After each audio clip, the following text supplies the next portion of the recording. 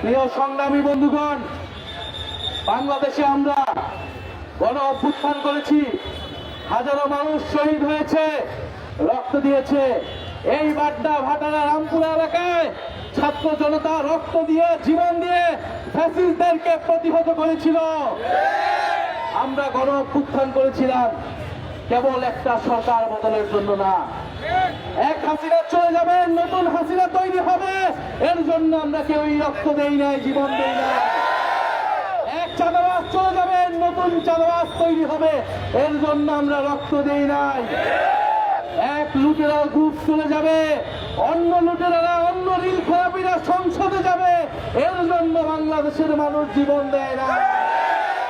প্রিয় সংগ্রামী বন্ধুগণ, আমরা জীবন দিয়েছিলাম বাংলাদেশে সংস্কার হবে, গণতন্ত্র প্রতিষ্ঠা হবে, মত প্রকাশের অধিকার প্রতিষ্ঠা হবে, সমাজে ইনসাফ প্রতিষ্ঠা হবে, বাংলাদেশের সার্বভৌমত্ব কায়েম হবে এবং সাম্য প্রতিষ্ঠা হবে।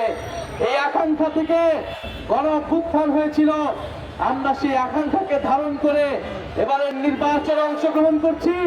এবারের নির্বাচন ক্ষমতা কাঠামো পরিবর্তনের নির্বাচন, দেশ সংস্কারের নির্বাচন। সারা বাংলাদেশের ছাত্র জনতা, শ্রমিক, মহিলা আমাদের পক্ষে যেভাবে রাস্তায় নেমেছে, বাসায় বাসায় গিয়ে প্রচারণা করছে, জনজোয়ারকে ভয় পেয়ে গিয়েছে একটি দল।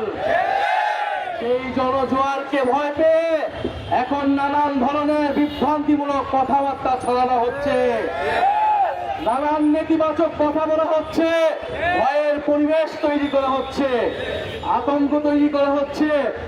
আমরা খুব স্পষ্টভাবে বলতে চাই, এবারের নির্বাচন ভূমিদস্যুদের পরাজিত করার নির্বাচন।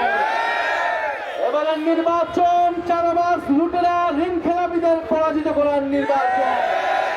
এবারের নির্বাচন জনগণের প্রকৃত প্রতিনিধিত্বকে, প্রকৃত দেশপ্রেমিকদেরকে সংসদে পাঠানোর নির্বাচন।